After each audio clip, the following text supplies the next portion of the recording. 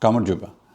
დღეს მე შემოგთავაზებთ ეგრეთ წოდებულ ექსპრეს ვიდეოებს, რომლებიც მოვლენათა მიხედვით ჩავწერე. ერთი მოვლენა არის უფრო გლობალური ხასიათის, ხოლო მეორე უფრო რეგიონალური. რეგიონალურს რაც შეეხება, იგი შესაძლოა ჩვენ შეგვეხოს. ასე ტავტოლოგია გამომივიდა უკაცრავად. პირველი ეს გახლავთ იაპონიაში მომხდარი მიწისძვრა.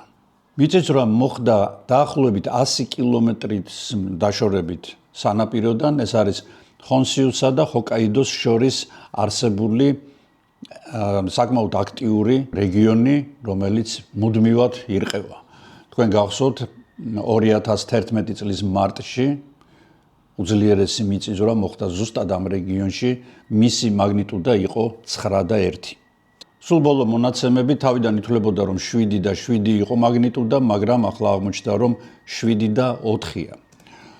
რომ შევადაროთ ჩვენ 2011 წლის მიწისძვრას, რომელიც ამავე ადგილებში მოხდა 2011 წლის 20 მარტს და გამოიწვია ფუკუშიმას ელექტროსადგურის ძალიან სერიოზული დაზიანება, სიკვდილი ფაქტიურად და შემდეგ ამან გამოიწვია ძალიან დიდი რეზონანსი მთელ მსოფლიოში, იმიტომ რომ მოხდა რადიოაქტიული ნივთიერებების გაჟონვა და მე ამ მოვლენის შესახებ აი ამ ვიდეოში ძალიან დაწვრილებით მაქვს მოთხრობილი, ვისაც არ გაქვთ ნანახი, აუცილებლად ნახეთ, ძალიან საინტერესო ვიდეოა, ძალიან საინტერესო ფაქტებია იქ მოყვანილი, ყველაზე დიდი ბრალი ნგრევაში, ადამიანების დაღუპვაში, მაშინ 18,000 ადამიანი დაიღუპა იაპონიაში, მიუძღვის არა თვით რა თქმა უნდა მიწისძვრას, მაგრამ მისგან გამოწვეულ ცუნამის. ახლა ელოდებოდნენ საკმაოდ სერიოზულად ელოდებოდნენ დიდი ზომის ცუნამის, მაგრამ საბედნიეროდ მისი სიმაღლე მხოლოდ 70 სანტიმეტრი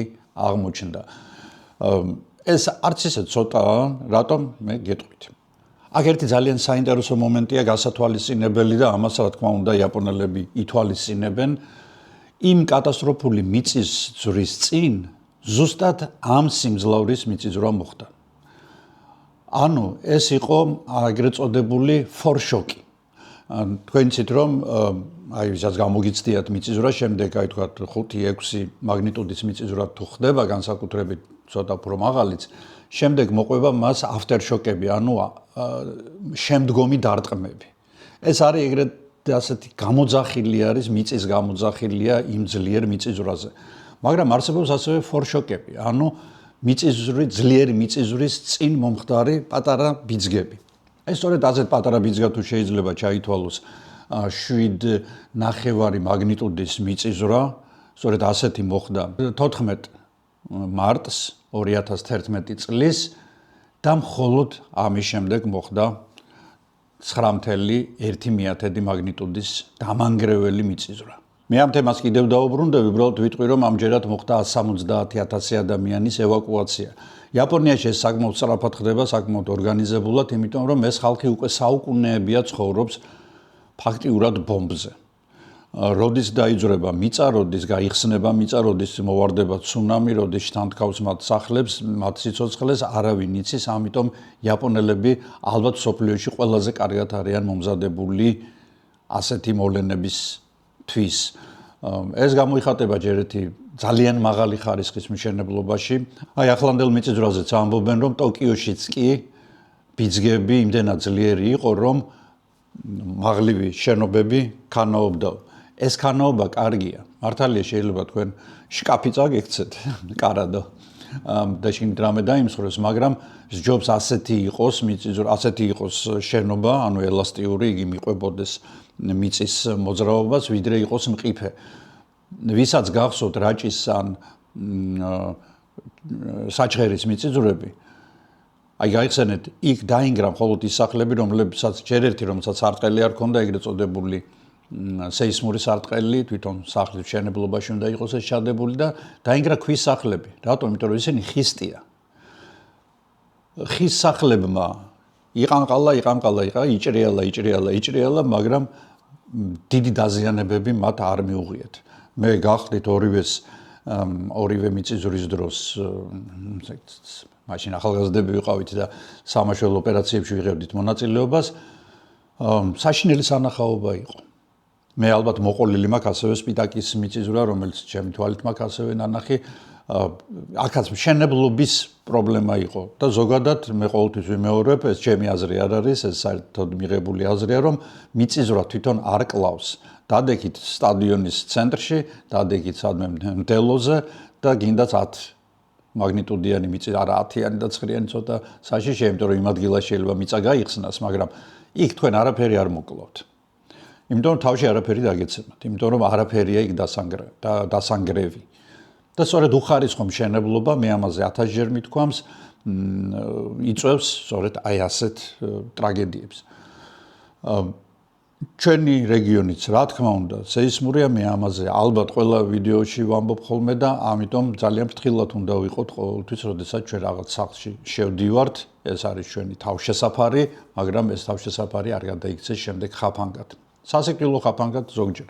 მე უკვე ვთქვი, რომ წარმოიქმნა ცუნამი, რომელიც სიმაღლე იყო სულ რაღაც 70-80 სანტიმეტრი. სულ რაღაცას რო ვამბობ, მე ამით არ ვაკნინებ მას, იმიტომ რომ ცუნამის, ანუ მიწისძვრის შედეგად წარმოქმნილი ტალღა არ არის ჩვეულებრივი ქარისგან გამოწვეული ტალღა, რასაც ჩვენ თქვათ შავ ზღვაზე უყურებთ. პრინციპში 99.9 ტალღებსაც ჩვენ უყურებთ შავ ზღვაზე, ეს გახლავთ ქარისგან წარმოქმნილი ტალღები, ხო?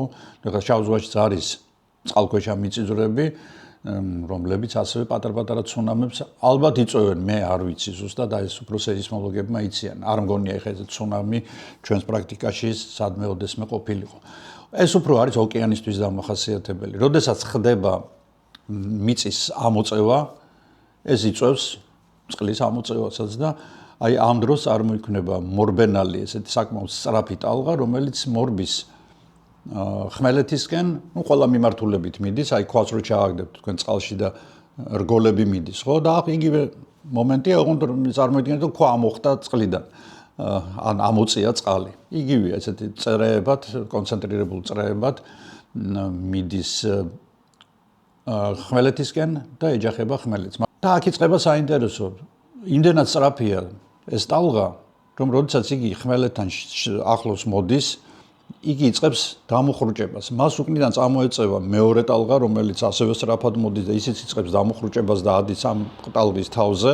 შემდეგ მოდის მესამე, მეოთხე, მეხუთე და აი სწორედ ეს 70 სანტიმეტრიანი ტალღა შეიძლება გადაიქცეს 3-4 მეტრიან ტალღად. აი თქვენ თუ გაიხსენებთ და აი ხედავთ თქვენ კადრებზე, რომ 2011 წლის ტალღა, ცუნამი, ეს არ იყო ერთჯერადი ტალღა, რომელიც მოვიდა და რაღაც გაანადგურა, არამედ ეს იყო ერთმანეთის მიყოლებით მოსული რამდენიმე ძალიან მაღალი ტალღა, რომლებიც ერთმანეთს თავზე დაასხდნენ, გაზარდეს საკუთარი სიმაღლე და აი თელი ძალით შეუტიეს ხმელეთს. შეუტიეს და გამოიწვიეს კატასტროფული ნგრევა. და ერთი ძალიან საინტერესო თვისება ახასიათებს ცუნამი. ცუნამის ჩვენ კარგად ხედავთ, როდესაც იგი შედის ყურეში და სხვადასხვა სიტყვა ცუნამი იაპონურად ნიშნავს ტალღა, რომელიც შემოვიდა ყურეში. რატომ? იმიტომ რომ ყურეში ხდება ამ ტალღების კონცენტრირება, ანუ იქ უფრო მეტად გროვდებიან ისინი და აქ თვალსაჩინო არის უფრო ტალღის სიმაღლე. თუ ცუნამი არ არის ისეთი სიმძლავრით, როგორც 2011 წელს იყო და არის ისეთი სიმძლავრით, როგორც ახლა გუშინ მოხდა, მაშინ ამ ტალღების დანახვა ძალიან რთულიც კი არის და უბრალოდ აი ჩვეულებრივი ტალღმჭრელებისთაც კი შეიძლება მსგავსი ცუნამის შეჩერება. ძალიან საინტერესო მომენტია, ძალიან საინტერესო მახასიათებელია ამ ტალღის. ანუ იაპონელებმა ძალიან კარგად იციან ცუნამის ბუნება და ყოველთვის, როდესაც ისინი ატყობდნენ, რომ ზღვა იწევს უკან და ეს ვაჟორი ცუნამისთვის დამახასიათებელი ძალიან კარგი თვისებაა, იმიტომ რომ იგი გაფრთხილებს თუ ზღვის ნაპირზე ხარ, თუ უწევს ზღვა წავა უკან, ეს იმას ნიშნავს, რომ იგი გაათმაგებული ძალით დაბრუნდება შენსკენ, ანუ ნაპირისკენ. ამიტომ ამ დროს ერთადერთი საშუალება, რა თქმა უნდა, არის რაც შეიძლება მაღალ ადგილზე ასვლა და იქ თავის შეფარება. თვითონ ცუნამის სიგრძე ტალღის, თუ ჩვეულებრივი ტალღის სიგრძე არის რამდენიმე მეტრი, ცუნამის ტალღის სიგრძე შეიძლება იყოს რამდენიმე 10-ეული ან 100-ული კილომეტრი. გააჩნია დარტყმის ძალას. მაღაზიათა ქსელი Family Kutaisi, უბნის პატარა მაღაზიით დაწყებული ბიზნესი. მაღაზიებისა და მზა საკვების საწარმო Family Food-ის 30 ფილიალი ქუთაისში, ზესტაფონსა და სამტრედიაში. ყველაფერი ერთ სივრცეში. ძირითადი პროდუქტები, ახალი ხილბოსტნეული, საკანცელერიო საგნები, სათამაშოები და გალანტერეა. Family Food, მზა საკვები და საკონდიტრო ნაწარმი. საუკეთესო არჩევანი, როცა დრო შეზღუდულია, ხარისხი და გემო კი პრიორიტეტად რჩება. დაუბრუნდეთ კლავ ფორშოკების თეორიას. ანუ, როგორც მე ვთქვი, 2011 წელს იყო 7 და 2 მაგნიტუდის ფორშოკი და შემდეგ მოხდა 9 და 1-იანი მიწისძვრა. რა ხდება ამ დროს და რატომ არის საშიში, რომ ეს მიწისძვრაც იყოს ფორშოკის ტიპის და არა ძირითადი მიწისძვრა. თუმცა არ არის გამორიცხული, რომ ამით დამთავრდეს ყველაფერი. ზოგადად მოსახლეობას და სეისმოლოგებს უხარიათ, როდესაც ძლიერი მიწისძვრა ხდება და ხალხი არ იღუპება, რა თქმა უნდა, და დიდი ინგრევა არ არის. რატომ? იმიტომ რომ ასეა თუ ისე მიწისძვრა ყველა ვარიანტში მოხდება. იაპონია იქნება, ეს იავაზე იქნება, კალიფორნიაში იქნება თუ თურქეთში თუ კავკასიაში, თუ საქართველოში. არა აქვს მნიშვნელობა. ყველა ვარიანტში მოხდება მიწისძვრა, იქნება პატარა ან დიდი. თუ ეს არის პატარა მიწისძვრების, მცირე სიმძლავრის მიწისძვრების უпроსორად წყება, რა თქმა უნდა, ეს გადასარევია, იმიტომ რომ ამ დროს განმუხტვა ხდება ენერგიების. და სად გროვდება ეს ენერგია? ამაზეც მე რამდენჯერმე მithქვამს, მაგრამ კიდევ ერთხელ გავიმეორებ, როდესაც ორი ფილა ერთმანეთს აწვება. აწვება და ერთ-ერთმა როდესმე უნდა დაუთმოს, იმიტომ რომ ეს არ არის ახლა ორი თხა ერთმანეთს დაეჯახა შუბლებით. ეს არის გიგანტური, კოლოსალური ზომის ფილები, ტექტონიკური, რომლებსაც მანტიაში მოძრავი ეს მაგმა ამოძრავებს და აიძულებს, რომ გადაადგილდნენ და სწორედ აი ამ გადაადგილების დროს ხდება მათი შეჯახება, ერთმანეთზე მიწოლა და ამ დროს შეიძლება მოხდეს კი არა, ხდება აცდენები. აი როგორც თქვენ ახლა რაც არ უნდა მიაჭიროთ ერთმანეთს ხელი მიაჭიროთ, რაღაც მომენტში მაინც აგიცდებათ, ხო? და აი ეს აცდენის მომენტი არის სწორედ მიწისძვრის გამომწვევი. წყალქვეშ თუ ხდება ეს იწვევს ცუნამის, იმიტომ რომ ამოწევა ხდება წყლიდან გიგანტური მასის, ესეთ ფილის ამოწევა ხდება, რომელიც ამოაგდებს წყალს ზედაპირზე და გამოიწვევს ამ ტალღას და მეორე თუ ეს ხმელეთზე ხდება, რა თქმა უნდა, ეს არის ყანყალი, რომელსაც გძნობს ადამიანი. აი ამ ფორშოკების დროს რა ხდება? აი არ არის გამორიცხულიო, ახლა ამბობენ იაპონელები, რომ ჩვენ უნდა ველოდოთ პროძლიერი მიწისძვრას, იმიტომ რომ რა მოხდა? მოხდა ნაწილობრივი გამოთავისუფლება ენერგიის, მაგრამ იქ კვლავ მოეჭიდენ ეს ფილები ერთმანეთს და აქ კვლავ იწყებს დაგროვებას ენერგია. მიწისძვრა შეიძლება უფრო ძლიერი მოხდეს ან ამ დღეებში, ან შეიძლება წლების შემდეგ. არ აქვს მნიშვნელობა, როდის მოხდება, მაგრამ ყველა ვარიანტში მოხდება. და ამიტომ ყოველთვის მზად არიან იაპონელები და ნორმალური ქვეყნები ასეთი მდგომარეობებისთვის. ხშირად ამბობენ, რომ აიცით 7 და რა განსხვავება 2-ია სულ, ხო, განსხვავება 7 მაგნიტუდიან და 9 მაგნიტუდიან მიწისძვრას შორის. თითქოს არა, ასე არ არის, ეს არის დაახლოებით 120-125 ჯერ უფრო ძლიერია 9 მაგნიტუდიანი მიწისძვრა. აი ჩვენ ხშირად ურევთ ხოლმე 9 ბალიანი და 9 მაგნიტუდიანი. აბსოლუტურად სხვადასხვა რამეა. ბალი არის ის, რასაც ჩვენ თვალხილულად ხედავთ, ანუ სახლი დაინგრა, სახლი გაიბზარა, სახლი ოდნავ შეტორტმანდა, ჭაღი კარგად გაქანგამოქანდა, ან ოდნავ შეინძრა. ეს არის ანუ გამოვლინება მიწისძვრის ფაქტიურად. ეს მისი სიმძლავრე არ არის, იმიტომ რომ სხვადასხვა ადგილებში ეს გამოვლინება შეიძლება სხვადასხვანაირი იყოს. თუ მყარი ნიადაგია, თუ კლდეზეა ნაშენები შენობა, იქ უფრო კარგად შეიგრძნობა, მაგრამ შენობა არ დაინგრევა. თუ ქვიშიან, აი ესეთ სველ ქვიშიან ნიადაგზეა და ტყლაპოშია აშენებული შენობა, რა თქმა უნდა, იქ წყალი და აი გააკეთეთ ასეთი ექსპერიმენტი, დაასველეთ ქვიშა ჭიქაში და შემდეგ გაანძრიეთ და ნახავთ, რომ იგი ზემოთან ნაწილში გათხიერდება, ხოლო ქვემოთ შეიკუმშება. ანუ ყველა სუბსტრატს აქვს თავისი გამოვლინება ესეთი ძლიერი განზრევების დროს და აქედან არის გამომდინარე სწორედ ის, რომ სხვადასხვა რეგიონებში, სხვადასხვა სახლები სხვადასხვანაირად შენდება და ეს პრინციპები და ყველაფერი ეს რაც შენებლობას და კონსტრუქციას ეხება, უნდა იყოს დაცული. იაპონელებმა პარალელურად ძალიან კარგად იციან სად და რა გააკეთონ მიწისძვრის დროს. მაგალითად ბავშვებმა სკოლიდანვე, საბავშვო ბაღიდანვე იციან, რომ მათ უნდა შეაფარონ თავი მაგიდას, მაგრამ ნებისმიერ მაგიდას არა. ამიტომ აი ხის მაგიდა მაგალითად აი ეს რომელსაც მე უზივარ, არა, იმიტომ რომ თუ რამე დიდ მძიმე ჩამოვარდა ზემოდან, ამ მაგიდას თუ დაეცა, მას ადვილად გაამტრევს. ამიტომ იაპონურ სკოლებში და სახლებში არის დიდი მაგიდები, რომლებიც შეკრული არის რკინისგან. ანუ ფოლადისგან უпроსორად, რომლებიც უძლებენ ძალიან დიდ დარტყმებს და ამ მაგიდებს ძალიან ბევრი ადამიანი ხავთ გადარჩენილი, იმიტომ რომ ზემოდან ჩამოვარდნილი დიდი ზომის, თქვათ, ნატეხები ამ მაგიდის ქვეშ როდესაც დურთავთ თქვენ თავს და დაიმალებით, ძალიან კარგად გიცავთ დაზიანებისგან. ეს ძალიან პრაქტიკული, ძალიან მარტივი და პრაქტიკული მეთოდი არის თავდაცვის და ამავე დროს აი ყველა ბავშვს, იმიტომ რომ ბავშვობიდან ასწავლიან, ამას რა თქმა უნდა უფროსებსაც აქვთ, ხო? ყოველთვის გამოსაჩენ ადგილას უდევს ეგრეთ წოდებული საგანგაშო ზურგჩანთა, რომელშიც დევს საბუთები, წყალი აუცილებლად, ორი ბოთლი, საკვები, რომელიც არ ფუჭდება, საწვიმარი, გამოსაცვლელი ტანსაცმელი, ანუ ყველაფერი ის, რაც შეიძლება ადამიანს ევაკუაციის დროს დაჭირდეს. ღმერთმა არ ქნას, მაგრამ ასეთი რამ სეისმურ რეგიონებში ალბათ ყველგან უნდა იდოს. მაგალითად ერთ ოჯახზე მაინც ერთი ზურგჩანთა უნდა იდოს სადმე ისეთ ადგილას, რომ როდესაც თქვათ გადიხართ სახლიდან, ხელს გააყოლოთ და აღარ ინერვიულოთ იმაზე, რომ ვაიმე არაფერი, აი ესეთ სარიელ-ტარიელი გამოვედი სახლიდან. ნახოთ, დაველოდოთ რა მოხდება, ყოველ შემთხვევაში ის რომ მიწისძვრები აქ ყოველთვის იქნება და მუდმივად იქნება, ეს იაპონელებმა ჩვენზე უკეთიციან და სწავლება არ ჭირდებათ, ჩვენ თავარია ჩვენს თავს გავუფრთხილდეთ. ზიაროთ Taste of Georgia-ს პრემიუმ ნაკრები. ხსნით ნაკრებს და იქ ხვდება თურჩხელა, სვანური მარილი, ცხარე აჯიკა, ყვავილების თაფლობა, ქართული ღვინო. ნაკრებში ახლა უკვე ჩვენი ბავშვობის მეგობრებიც არიან. წუნა და წრუწუნა, თოვლის გუნდა, დევი და რა თქმა უნდა ბატიტასიკო. თუ გამოიყენებთ ჩემს პრომოკოდს, რომელსაც ახლა ეკრანზე ხედავთ, სტანდარტული 7%-ის ნაცვლად მიიღებთ 20%-იან ფასდაკლებას. ნაკრების გაგზავნა უკვე მთელი ევროპის მასშტაბითაა შესაძლებელი. დარეკეთ ამ ნომერზე, შეუკვეთეთ თქვენთვის სასურველი შემადგენლობა და სადაც არ უნდა იყოთ, შეიგრძენით საქართველოს გემო.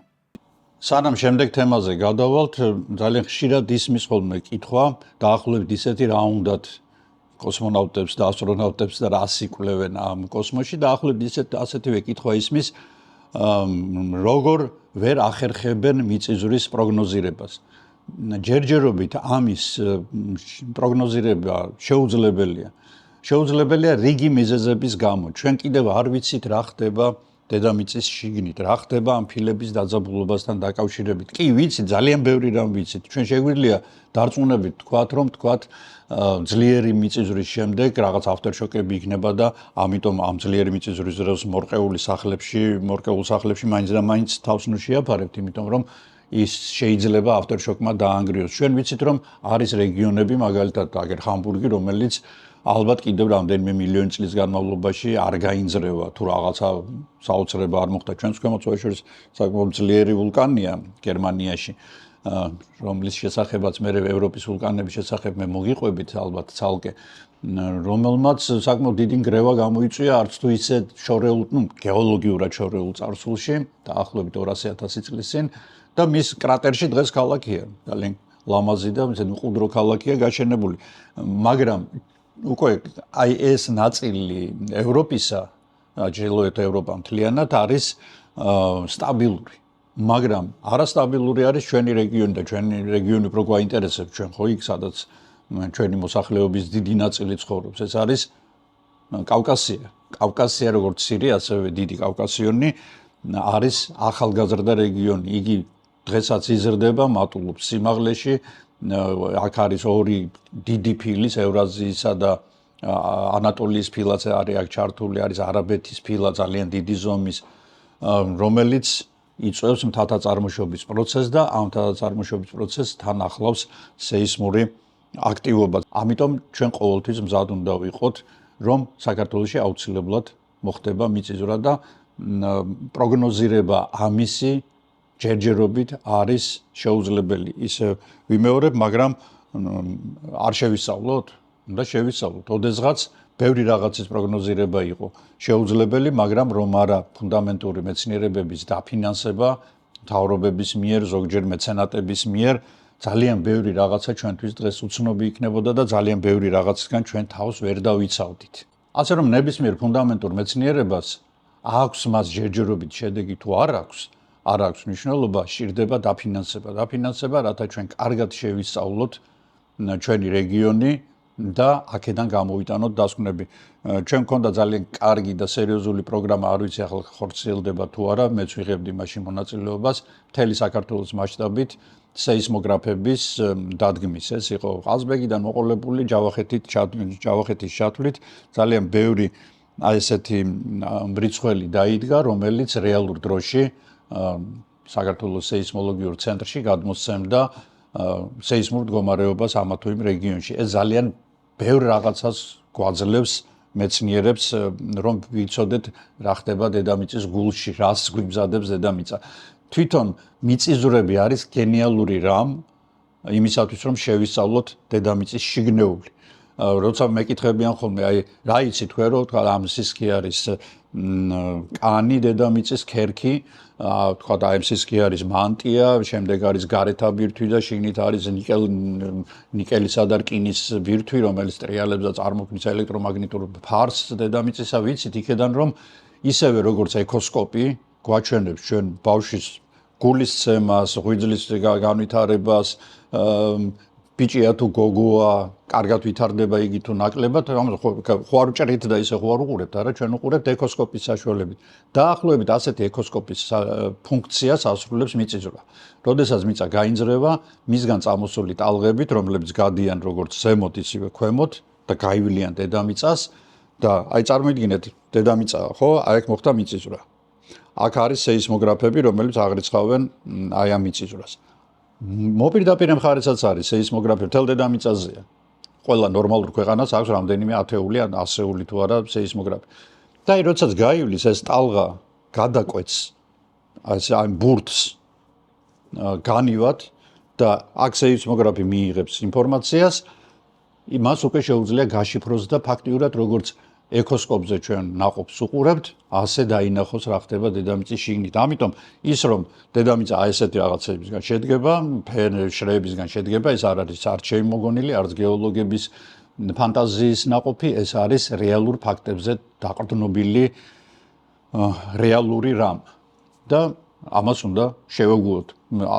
გვიჭირს წარმოდგენა თუ არ გვიჭირს, დავიჯერებთ თუ არ დავიჯერებთ, ნუ ეხლა ბრტყელი დედამიწის აპოლოგეტები რა თქმა უნდა იტყვიან, რომ მე იდიოტი ვარ და სიცოცხლეებს ლაპარაკობ, მაგრამ ნუ მე იმ ადამიანებზე მაქვს საუბარი, რომლებსაც ვჟერათ, რომ დედამიწა რგვალია და მე ამის შესახებ ძალიან ცოტა ხანში შემოგთავაზებთ ძალიან საინტერესო ვიდეოს, რომელიც მზადების პროცესშია, რომელიც უკვე მოგვითხრობს მზის სისტემის პლანეტების თვითონ მზის შესახებ, მზის პლანეტების შესახებ, როგორ წარმოიქმნა ჩვენი სისტემა, რატო არიან პლანეტები მრგვალი და არა ოთხკუთხედები და სამკუთხედები, რა ხდება მათ შიგნით და მე ცალკე მინდა გავაკეთოთ შემდეგ უკვე თანამგზავრების შესახებ, თქვათ ну, რა თქმა უნდა, მთვარეზე ჩვენ საკმაოდ ბევრი ვილაპარაკეთ, მაგრამ უკვე ჩვენ გვაქვს უამრავი სხვა თანამგზავრი მარსზე, იუპიტერზე, სატურნზე, ურანზე და ნეპტუნზე. პლუტონზე ცალკე ვისაუბრეთ. პლუტო ყავს ძალიან საინტერესო და საყვარელი კიდევ ერთი პლანეტოიდი. ანუ წინ გვაქვს ყველაფერი ამაზე საუბარი და ასე რომ ვისაც არ გაქვთ ამოწერილი, არხი აუცილებლად გამოიწერეთ, იმიტომ რომ მე მალე დაგიბრუნდებით ძალიან საინტერესო თემებით. ახლა გადმოვინაცვლოთ შავი ზღვის სანაპიროზე. აქ ძალიან სერიოზულად გვაქვს საქმე. თქვენ გახსოვთ, რომ შარშან ანაპის რაიონში მოხდა 2 ტანკერის გადატეხვა და ამაზე მე მქონდა ვიდეო, აი აქ ნახეთ ეს ვიდეო და ამ გადატეხვის დროს ტონობით, ასეულობით ტონა ნავთობი, ნედლი ნავთობი ჩაიღვარა შავ ზღვაში. დღემდე ამ ნავთობის შედეგებს და ამ ეკოლოგიური კატასტროფის შედეგებს ჩვენ ვიმკით. ფაქტიურად განადგურდა ბენთოსი, ანუ ის ნაწილი ზღვისა, სადაც სიცოცხლე ყველაზე მეტად არის განვითარებული, განადგურდა ზღვის ფსკერი, ის ცხოველები, რომლებსაც გაქცევის საშუალება არ აქვთ და ასეთი ბევრია ძალიან, კიბოსნაირები, სხვადასხვა კიბოსნაირები, ანემონები და სხვა, ისინი ფაქტიურად მოისპენ და მოისპო ეს ფენა, რომელიც ცოცხალი იყო. ასევე ათასობით ფრინველი დაზიანდა, მოგეხსენებათ, ნავთობი ისეთი რამ არის, რომ მას ვერ მოიცილებთ. ახლა არ ვიცი რა მდგომარეობა, მე დიდი ხანია ძალიან შავ ზღვაზე არ ყოფილვარ ბათუმის მიდამოებში, მაგრამ ჩემს ახალგაზრდობაში, მაგალითად ბათუმში ჩვენ ვცდილობდით არჩევს სულიყავით ხოლმე. საბანაოდ მივიდიოდით უფრო აფხაზეთისკენ. რატომ? იმიტომ რომ ბათუმში იყო ნავთობსადენი, რომელიც შედიოდა პირდაპირ ზღვაში და ზღვაშივე ტანკერები ამ ნავთობსადენის საშუალებით იღებდნენ ნავთობს. და სხვა შორის სანამ ნავთობს მიიღებდნენ, მანამდე რეცხავდნენ ხოლმე ტრიუმებს, აი სადაც ამ ნავთობს აგროვებენ.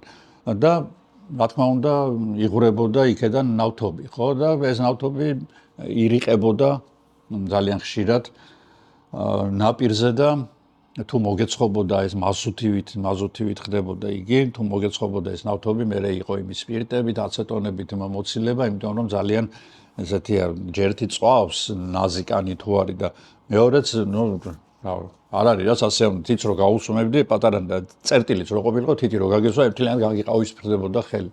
ახლა არ ვიცი რა მდგომარეობა, ალბათ უფრო უკეთესი, მაგრამ ყოველ შემთხვევაში ჩვენ ახლა გველოდება კიდევ ერთი ძალიან სერიოზული საფრთხე და ეს გახლავთ ტუაფსე. ტუაფსე ეს არც თუ ისე შორს არის აფხაზეთის საზღვრიდან, ერთადერთი რაც მე მაიმედებს რომ შესაძლოა არაფერი სერიოზული ჩვენს მხარეს ყოველ შემთხვევაში, რა თქმა უნდა, შავი ზღვაზე თუ გავლენა მოახდინა ჩვენს შეგვეხება, იმიტომ რომ შავი ზღვა არ არის ოკეანე, ეს ხმელთაშუა ზღვაც კი არ არის, ეს არის საკმაოდ დახშული წყალსაცავი, რომელიც ძალიან ჭირვეულია. ჭირვეულია იმ ხრივ, რომ მაგალითად მასში ნაპირებთან ახლოს უფრო ნაკლებად 200 მეტრია დაახლოებით იმ ადგილებამდე, საიდანაც მკვდარი ზონა იწყება და იმიტომ ნაპირებთან ტალღების საშუალებით ხდება ჟანგბადის შესვლა წყალში და აქედან გამომდინარე სიცოცხლე უფრო მეტია ნაპირებთან, მაგრამ აი უკვე სიღრმეში ეს ზონა, ანუ მკვდარი ზონა, ანუ გოგირწყალბადის ზონა იწყება სადღაც 50 მეტრის სიღრმიდან. ეს ძალიან დაბალი სიღრმეა. საკმარისია ძალიან ძლიერი მიწისძვრა მოხდეს, რომ ეს არევა წავა, ჯერ თუ დღეს თუ ამ წნევას უკავია, წყლის ზედა ფენების წნევას უკავია ეს გაზი სტაბილურ მდგომარეობაში ქვედა ფენებში, აღრევის შემთხვევაში ეს გაზი გარეთ გამოიყოფა და ხდება ასეთი რამ, შიგადაში გადაღებულიც არის ასეთი კადრები, როდესაც ამოფრქვევასავით აი ეს გაზი ამოიფრქვევა და თუ იქ სადმე ცეცხლი არის, შეიძლება ცეცხლიც კი წაეკიდოს, მაგრამ როგორც წესი, მაინც ასე თუ ისე ჯერჯერობით ეს ფენა არის სტაბილური. რა იწვევს ამ ფენის წარმოქმნას? იწვევს ის ორგანიკა, ის ორგანული ნივთიერებები, მაგალითად დახოცილი ცხოველები, მდინარეების მიერ ჩატანილი ნაგავი, საყოფაცხოვრებო ნარჩენები, არა მხოლოდ საკვები, არამედ ის რაც საკვების გადამუშავების შემდეგ გამოიყოფა არა მხოლოდ ჩვენი ორგანიზმიდან, არამედ იმ ძროხების, იმ ქათმების, იმ ინდაურების, რომლებსაც ჩვენ ვამრავლებთ და შემდეგ ვრეცხავთ ამ ყველაფერს ზღვაში. ეს ყველაფერი იწყებს ხრწნას, ხრწნის დროს იხარჯება ჟანგბადი, ჟანგბადს აცლი შენ წყალს ფაქტიურად ამ დროს და ხდება ეგრეთ წოდებული ეტრიფიკაცია ამ წყლების, ანუ ამ ეტრიფიკაციის დროს ხდება გადაჭარბებული გამოკვება სხვადასხვა ბაქტერიების და წყალმცენარეების გადაჭარბებული საკვებით. ეს დაახლოებით იგივეა, აი ადამიანი უზომოდ რო ჭამს და რო გასვიდება და მე სასწორზე დადგება და დამართნია უკაცო. დამიწყებული აქვს, რომ 20 ხაჭაპური აქვს წინა დღეს ნაჭამი. დაახლოებით ამას უშვებით ჩვენ ზღვას და ზღვა ვეღარინელებს ამ ყველაფერს, ჟანგბადს ხარჯავს და იზრდება აი ეს გოგირწყალბადის, ანუ უჟანგბადო ფენა. ამ უჟანგბადო ფენაში, როგორც გითხარით, სიცოცხლე არ არის. შავი ზღვა არის ფაქტიურად 90% მკვდარი. ხმელთაშუაც არ არის დიდი ზღვა და დიდი გასასვლელები არ აქვს ოკეანეზე. ხო, მოგეხსენებათ, გიბრალტარი აქვს ერთი და ისი ძალიან ვიწროა, იმაზე ვიწროა ვიდრე დარდანელი და ბოსფორი. მაგრამ ხმელთაშუა ზღვას შველის ის მის სიღრმეში არის ბევრი მოქმედი ვულკანი. არა ისეთი გიგანტები როგორც ვეზუვი, ეტნა, სტრომბოლი და თვითონ ვულკანი, არამედ პატარ-პატარა. რომლებიც მუდმივად აფრქვევენ გაზებს, რომლებიც მუდმივად ურევენ წყალს ერთმანეთში, ამ გადარევის დროს ხდება მისი ჟანგბადით გამდიდრება და ამიტომ თქვენ თუ დააკვირდებით, ხმელთაშუა ზღვის სანაპირო გაცილებით მდიდარია ფაუნით, გაცილებით მრავალფეროვანია იქ თქვა იგივე ხამანწკები, კრევეტები, თევზები, რა ვიცი, რას არ შეხვდებით იქ, რვაფეხები, კალმარები, ის რაც ჩვენთან სამწუხაროდ არ არის. ასეთი ბიომრავალფეროვნება, იმიტომ რომ შავი ზღვა თავისი წარმოშობით არის მტკნარი ზღვა.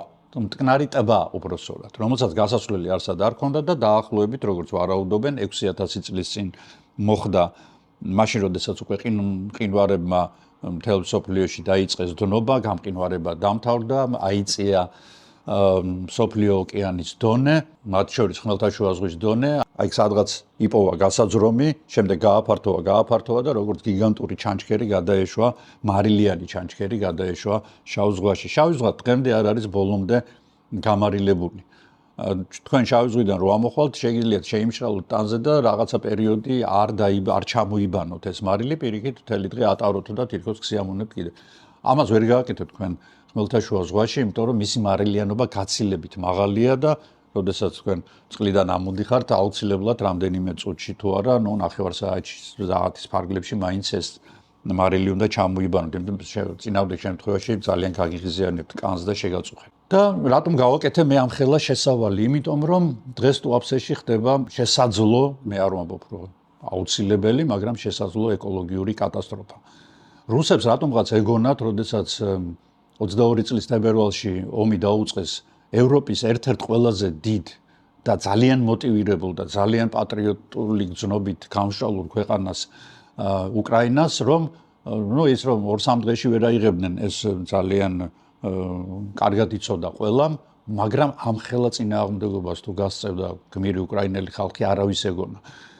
ომი როგორც წესი ცალკარში არ მიმდინარეობს ხოლმე. ჩვენ ქართველებმა რამდენიმე ომი გადავიტანეთ ბოლო 30 წელიწადში და თქვენ იცით რომ არასდროს არ არის ცალკარში, რაც არ უნდა შენ ძლიერი სახელმწიფო იყო, რაც არ უნდა მეტი შეიარაღება გქონდეს და მეტი ჯარისკაცი ყავდეს, თუ мотивация არ გაქვს, თუ არ გაქვს მოქნილობა, თუ არ ყავს კარგი სარდლობა, თუ არ ყავს ზურგი უკან ეკონომიკური, რომელიც შენ მუდმივად მოგაწვდის ახალი ტიპის შეიარაღებებს, სხვანაირად არაფერი არ გამოვა და ამის ძალიან კარგი და ნათელი მაგალითი გახლავთ რუსეთ-უკრაინის ეს მსხვილმასშტაბიანი ომი, პირველი ომი 1945 წლის შემდეგ ევროპაში, რომელიც საკმაოდ სისხლისღვრელი გამოდგა, ხო, იღუპება ორივე მხრიდან ადამიანები, სამხედროები და რომ თქვი რომ ცალკარში არ მიმდინარეობს ომი არასდროს თქო, აი ბოლო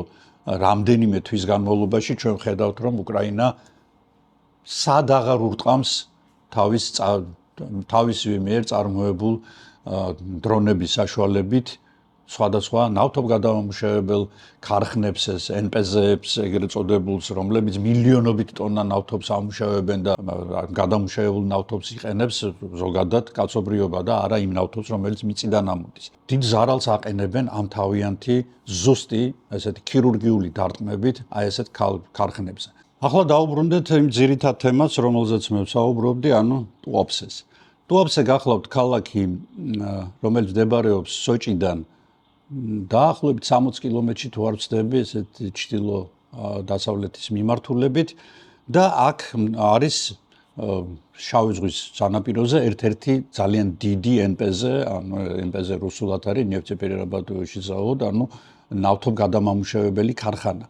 ნავთობგადამამუშავებელ ქარხანაში ხდება ნავთობის ფრაქციებად დაყოფა. იქ ნავთობს ადუღებენ და გამოიყოფა უფრო აკროლადი ნივთიერებები მიდის ზემოთ, წარმოიქიდან აკეთებენ ან საავიაციო კეროსინს, ნავთს, ან თქვათ ბენზინს, შემდეგ ნელ-ნელა მაზუთი, დიზელი, მაზუთი და ბოლოს ბითუმი, რომელიც სწორედ ამ ნავთობგადამამუშავებელ ქარხანას დაახლოებით 1 კვირის წინ დაარტყეს უკრაინულმა დრონებმა და გამოიწვიეს მასზე მასშტაბური ხანძარი. პარალელურად, რა თქმა უნდა, მოხდა რუსების მობილიზაცია და დაიწყეს ამ ხანძრის ჩაქრობა, აქრეს 1 კვირა აკრობდნენ და როგორც იქნა ჩააქრეს და აი 20 აპრილს უკრაინულმა დრონებმა მეორე უფრო გამანადგურებელი დარტყმა მიაყენეს ტუაფსეს ნავთობგადამამუშავებელ ქარხანას, ამჯერად უკვე იწვის თითქმის 7 რეზერვუარი, გამოიყოფა დიდი რაოდენობით ჭვარტლი და როგორც ადგილობრივები ამბობენ, აქ ჭვარტლის წვიმა მოდისო არც არის გამორიცხული, იმიტომ რომ ამდენი ნავთობპროდუქტის წვის შედეგად აბა წავუკიდეთ თქვენ ჩვეულებრივად აი მაგალითად დიზელს ან მაზუტს წავუკიდეთ ცეცხლი აი ნახავთ რა რაოდენობის ჭვარტლი გამოიყოფა და ეხლა როდესაც აქ 100,000-ობით ტონა ნავთობზეა საუბარი და არის როგორც ჩანს მაინც ნედლ ნავთობზე საუბარი, იმიტომ რომ გადამუშავებული ნავთობი ფეთქდება, ანუ ბენზინი ფეთქდება,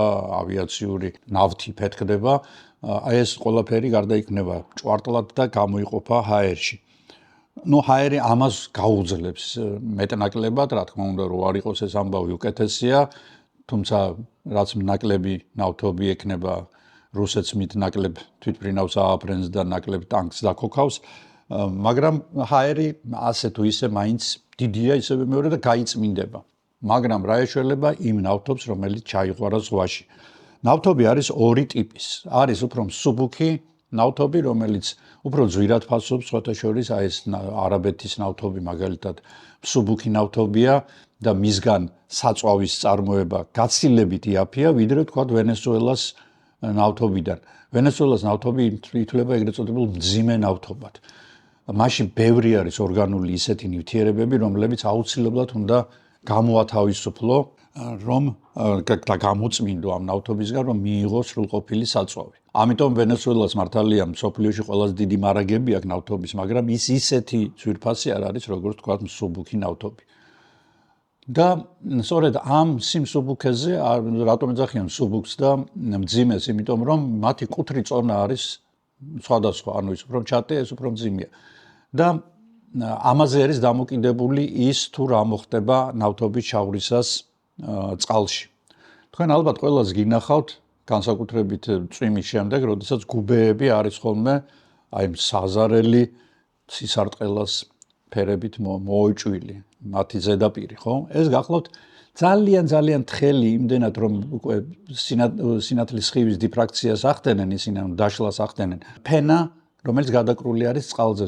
რო აიღო ბენზინი და ჭიქაში ჩააწვეთოთ, იგი ეცდება რაც შეიძლება მეტი ფართობი დაიკავოს, მეტად გაიშალოს. ეს არის თხელი ნავთობისთვის დამახასიათებელი. იგი იტივტივებს ყოველთვის ზემოთ, გადაიშლება ესეთ ფენად და ფაქტიურად ჟანგბადს გადაუკეტავს ყველა იმ ცოცხალ ორგანიზმს, რომელიც ამ ფენის ქვეშ ცხოვრობს. სხვათა შორის ასეთ მეთოდს იყენებდნენ კოღოების ლარვების გასანადგურებლად, მაგრამ წარმოგიდგენიათ ხო და ბარბაროსული მეთოდია ფაქტიურად შენ კოღოს ლარვებთან ერთად კლავ თელ იმ ცოცხალ ორგანიზმებს, რასაც ჟანგბადი ჭირდებათ, ანუ უკეტავ ჟანგბადთან წვდომას. მეორე ტიპის ნავთობი ეს გახლავთ მძიმე ნავთობი, რომელიც უკვე ესეთი კორკოშების დავებული ესეთი სახით იძირება წყალქვეშ და ხდება წყალქვეშა ლანდშაფტის ნაწილი. დაახლოებით ასეთი რამ ხდებოდა, მე რაც მოგიყევით ბათუმთან დაკავშირებით, აი ესეთი ბურთულები გამოირიყებოდა ხოლმე და ვაი იმის პატრონს, ვინც იმ ბურთულაზე დაჯდებოდა ახალი შეძენილი საკმაოდ ძვირფასი საცურაო კოსტუმით. იქიდან აღარ ამოდიოდა, კანიდან კიდე ძურებოდა და იქიდან მე მგონი არ ამოდიოდა, მე ასე მახსოვს. დაახლოებით როგორც ვარაუდობენ 7 კვადრატული კილომეტრის ფართობზე არის გაშლილი დაღვრილი ნავთობი წყალზე. რას იზამს ეს ნავთობი არავინ იცის. თუ იგი ჩაიძირება დროთა განმავლობაში ხომ კარგი. გაჭირვება მაჩვენეო და გაქცევას გაჩვენებო, ხო? დაახლოებით ეს ვარიანტია, მაგრამ ჯობს დაწვა, რა თქმა უნდა, და აორთქლდეს და აიტანოს აერში ეს მავნე ნივთიერებები, ვიდრე ის შემდეგ აი ბურთებად შეიკრას და წყალქვეშა სამყაროს ნაწილი გახდეს, სადაც ის ყველაფერს მოწამლავს. არის მეორე მეთოდი, როდესაც მას სპეციალური ბადეებით აგროვებენ, როდესაც იგი ტივტივებს ამ შემთხვევაში. ხოლო თუ ჩაიძირა, იქ უკვე მდგომარეობა უფრო რთულად არის, იმიტომ რომ თუ ეს ნავთობის გორგოლები ჩავიდა, თქვათ, სიღრმეში, სადაც იგი დაიწყებს როგორც ნებისმიერი ორგანული ნივთიერება ბაქტერიების მიერ გახრწნას, იგი რა თქმა უნდა შემატებს შავ ზღვას, კიდევ უფრო გაამდიდრებს აი იმ აირით, გოგირდ წყალბადით, რომელიც მის ტარფენას ქმნის. გავითვალისწინოთ ის მომენტიც, რომ ტუაფსე ეს არის ერთ-ერთი ყველაზე ღრმაწყლოვანი პორტი რუსეთის, საიდანაც ეს ნავთობი გადის და მისი ბლოკირება და მისი აფეთქება, რა თქმა უნდა, ძალიან მძიმედ დააწვება რუსეთის ეკონომიკას. და კიდევ ერთი მომენტი, სოჭიდან მოყოლებული ტუაფსეს ჩათვლით ეს არის რუსეთის სამხრეთ გასასვლელი შავ ზღვაზე, სადაც მთელი რუსეთიდან მოდიან 170 მილიონი კაციდან ძალიან ბევრი მიდის სწორედ აქ დასასვენებლად, იმიტომ რომ როგორც ითვლება აქ შედარებით იაფია ვიდრე თურქეთში და ესპანეთში და იტალიებში წასვლა, მით უმეტეს რომ ევროპაში ახლა რუსებს ძალიან უჭირთ შესვლა თავიანთი პასპორტებით და მეორე ისინი მიჩვეული არიან აი ესე რაღაც დიდი ჯგროთი ერთად დასვენებას, რასაც მე ნორმალური ადამიანი ალბათ ვერც აიტანს, იმიტომ რომ თითო კვადრატულ მეტრზე 5-5 კაცი წევს ერთმანეთს მე მგონი და ამიტომ ჩვენს ვერიდებოდით ხოლმე მაგალითად გაგრის პლაჟი, სოხუმის პლაჟი, თქვათ იგივე ბათუმის პლაჟი არ იყო იმდენად პოპულარული ადგილები ქართველებისთვის, ჩვენ გავდიოდით ისეთ ადგილებში, სადაც ნაკლები ხალხი იყო იქ ლიძავა, ოჩამჩირის, კულდრიფშის სანაპიროები და ასე შემდეგ და სადაც მეტნაკლებად ესეთი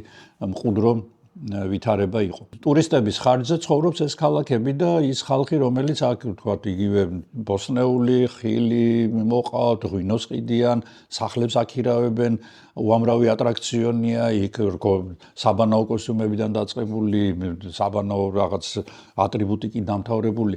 ეს ყველაფერი ხო ეკონომიკის ნაწილია, ეს ხო ყველაფერი იმ ადამიანებისთვის, რომლებიც აქ ცხოვრობენ, ფაქტიურად ზოგჯერ ერთადერთი შემოსავლის წყაროა და მართალია ორჯერ და სამჯერ ძვირიღირს სეზონზე ბევრი რამ იქ, მაგრამ აი მზეს დანატრებულ თქვა სიმბირელ რუსს, რა თქმა უნდა, ურჩევნია დახარჯოს ფული და ის 1-2 კვირა მაინც მზეზე და სითბოში და თბილ წყალში გაატაროს, მაგრამ აი ნურას უკაცრავად რომ იწყებდით ომს რა გეგონათ. ისე ვიმეორებ, ომი ცალკარში თამაში არ არის.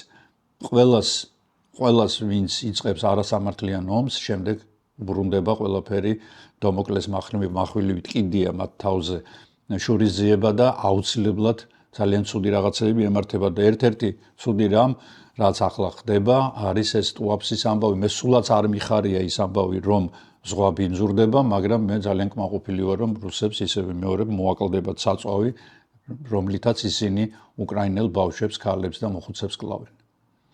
ასე რომ არ ვიცი რამდენად შეგვეხება ისე ვიმეორებ ეს მდგომარეობა ჩვენ, მაგრამ ერთი პლუსია კი გვაქვს, რომ გაბატონებული დინებები შავ ზღვაში არის საათის ისრის საწინააღმდეგო მიმართულებით, ანუ ჩვენგან დინება მიდის რუსეთისკენ. აი რატომ არის რომ მაგალითად ჭოროხის ტურტლი, ესეთ მღრიე წყალი ბათუმში უფრო შეიგრძნობა ვიდრე თქვათ გონიოში და სარფში. იმიტომ რომ ეს ყველაფერი რო დააკვირდეთ თქვენ კარგად, აინახავთ რომ კოსმოსურ ფოტოებზე კარგად ჩანს დინებას ჭოროხის მიერ ჩამოტანილი ეს მღრიე წყალი მოაქვს მარჯვნივ. მაგრამ სხვათა შორის ჭოროხს ასევე მოაქვს ინერტული მასალა, რომლის საშუალებითაც ხდება ჩვენი პლაჟების აგება. ახლა მე გისვამთ კითხვას, რატომ არის ფართე გაცილებით პლაჟი ბათუმში და რატომ არის გონიოში და სარფში გაცილებით ვიწრო. ამაზე გამეცით პასუხი კომენტარებში.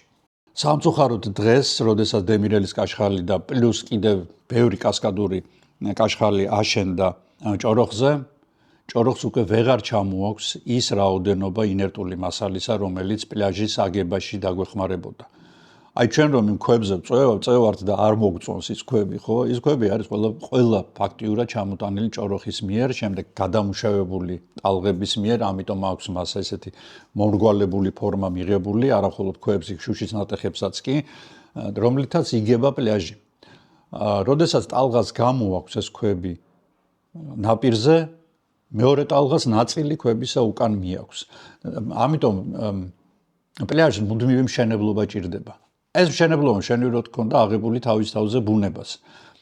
შეთანხმება არსებობდა, მე ვიცი, რომ ინერტული მასალის კომპენსაცია უნდა მომხდარიყო თურქეთის მიერ, ანუ მათ უნდა შემოეტანათ, ჩაეყარათ წყალში აი ეს დაგროვილი ინერტული მასალა, რომელსაც კაშხლები აჩერებენ და ამით ხელი შეეწყოთ ჩვენს სანაპიროებზე, რომ პლაჟი არ გამქრალიყო.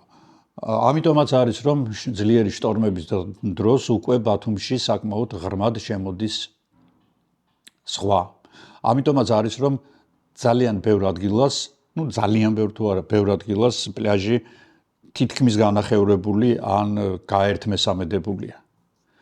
ამიტომ არის რომ მე ძალიან მეჯპარება ეჭვი რომ უსაფრთხოდ შესაძლებელი იქნება იქ რაღაცა კუნძულს რო აშენებენ ჯერ ერთი მე არ მესმის რა საჭიროა ზოგადად მაგრამ ნუ კარგი თუ საჭიროა და მე ვერ ვაზროვნებ და აჭარის მთავრობა უფრო კარგად აზროვნებს კი ბატონო ააშენონ მაგრამ პირადად რომ მაჩუქონ იქ ერთადერთი იმიტომ ავიღებდი სახს რომ დავკვირვებოდი თუ როგორ შეიჭმება ის კუნძული დროთა განმავლობაში და ეს დროთა განმავლობა დიდი ხანი არ გაგრძელდება იმიტომ რომ გლობალური კლიმატის ცვლილება იწვევს წყლის დონის ამატებას, ამაღლებას და პლუს ამასთან ერთად დამატებული ის რომ არ ჩამოდის ზემოდან მდინარეების ვერ ჩამოაქვთ ინერტული მასალა, ყველაფერი ეს კომპლექსში გამოიწვევს იმას რომ და მოდით რა კუნძული კი არა იმას მივხედოთ რაც ჯერ კიდევ გვაქვს, ანუ შევინარჩუნოთ ის პლაჟები, რომლებიც ბათუმისთვის არამხოლოდ გაროჯვის ადგილია და თქვა ტურისტების დასასვენებელ ადგილად მოიაზრება, ეს პლაჟი გახლავთ ფაქტიურად ბუნებრივი ბარიერი ზღვასა და ქალაქს შორის. სწორედ პლაჟი გვყოფს ჩვენ ქალაქს ზღვისგან.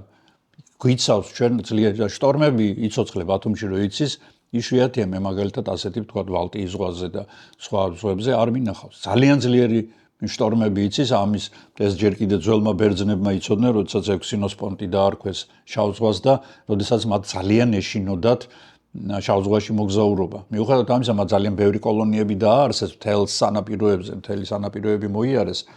რატომღაც ბერძნებმა ძალიან აქტიურად აითვისეს შავი ზღვის პირეთი, მაშინ როცა ჩვენ საუკუნეების და ათასწლეულების განმავლობაში ცხოვრობდით მის ნაპირებზე და ნავიც კი არ გაგვიკეთებიან, ახლა ლაზების ნავებს თუ არ ჩავთვლით, რომლებიც შედარებით ახალი კულტურაა. და იმიტომაც ჩათვალეს მათ, თქვა იგივე არგონავტების მოგზაურობა ძალიან დიდ გმირობად, გარდა იმისა, რომ მათ გველეშაპები დაამარცხეს და აიეტი და რაღაც იგი ოქროს აწმისები მოგპარეს, გარდა ამისა, თვითონ მოგზაურობა იყო ძალიან რთული და სწორედ იმიტომ, რომ ბერძნები თვლიდნენ შავ ზღვას ძალიან საშიშ ზღვად. და ასეც არის, შავი ზღვა არ გახლავთ მარტივი ზღვა, ჩვენ მის ნაპირებზე ცხოვრობთ. შავი ზღვა განსაზღვრავს ჩვენს კლიმატს, განსაკუთრებით დასავლეთ საქართველოში. შავი ზღვა არის ეკონომიკა, შავი ზღვა არის ტურიზმი, შავი ზღვა არის ჯანმრთელობა, შავი ზღვა არის საკვების წყარო, რა ვიცი, ეს არის აი ძალიან დიდი რესურსი, რომელიც ჩვენი სიმდიდრეა, განუზომელი სიმდიდრეა. ძალიან სერიოზულად შეიძლება ამ ზღვის გამოყენება, მაგრამ ადამიანი არ გამოდგა საპიენსი, ანუ გონიერი, უფრო მე გონოს დავარქმევდი ბუნებასთან მიმართებაში. ჩვენ ძალიან ხშირად ვანადგურებთ იმ გარემოს, სადაც ცხოვრობთ, მე ამაზე ასევე ძალიან ხშირად მისაუბრია. მაშასე მე სულ ეს იყო დღეს რაც მინდოდა მეთქვა, ძალიან საინტერესო ვიდეო გელით წინ, რომელსაც მე ვამზადებ, ალბათ 2 დღეში იქნება ისიც მზად. ეს საკმაოდ დიდი თემაა, მზის სისტემის და ზოგადად სამყაროს ჩამოყალიბებაზე, ჯერ ძალიან მოკლედ, შემდეგ მზის სისტემის და შემდეგ უკვე დავიწყებ პლანეტების განხილვას. მოგავწვით საკმაოდ საინტერესო ინფორმაციებს, ამიტომ არ გადართოთ. მე მინდა მადლობა გადაგუხადო ყველა იმ ადამიანს, რომელმაც გამოიწერა ამ ბოლო დროს ჩემი არხი და ძალიან ბევრმა გამოიწერა. ამ თვეში მხოლოდ 3100-ზე მეტი გამომწერი მოგროვდა ახალი, რაც მე ძალიან მიხარია, ესე იგი ჩემი ვიდეოები მეტნაკლები პოპულარობით მაინც სარგებლობს, მე სადღაც პერიფერიაზე ვარ ჯერჯერობით გამომწერების მხრივ გაცილებით ბობოლა იუთუბერებიც ყავს საქართველოში საბედნიეროდ. მაგრამ მე ძალიან სიამოვნებს, ასე შეიძლება მართლაც მივაღწიოთ თუნდაც იმ სანუკვარ 100.000-იან ზღვარს, მაგრამ არ არის გამომწერების რაოდენობა მთავარი, მეგობრებო, მთავარი არის ნახვები. 74,000 გამომწერი ყავს არხს და ნახვები არის ვერ ცდება, ზოგჯერ 10,000, ეს ძალიან სამწუხაროა და გულდასაწყვეტი მომენტია. ამიტომ ძალიან გთხოვთ, ნახოთ ხოლმე ვიდეოები, დააკომენტაროთ ისინი და რა თქმა უნდა გადააზიაროთ სოციალურ ქსელებში. მე ძალიან დიდი მადლობა მინდა გადაუხადო ყველა იმ ადამიანს, რომელიც ფინანსურად ეხმარება ჩემს არხს და შესაძლებელს ხდის, რომ ჩემი ვიდეოები გამოვიდეს და მე არ დავკარგო ხალისი თქვენთან ურთიერთობის. არასდროს არ დამეკარგება, მაგრამ მაინც. ამით მე მინდა დღეს დაგემშვიდობოთ, გისურვოთ მშვიდობიანი, წყნარი, მშვიდი, ყოველგვარი ავარიების და კატასტროფების და მიწისძვრების გარეშე კვირა როგორც გითხარით, ჩვენ ძალიან მალე შევხვდებით ერთმანეთს. ნახვამდის.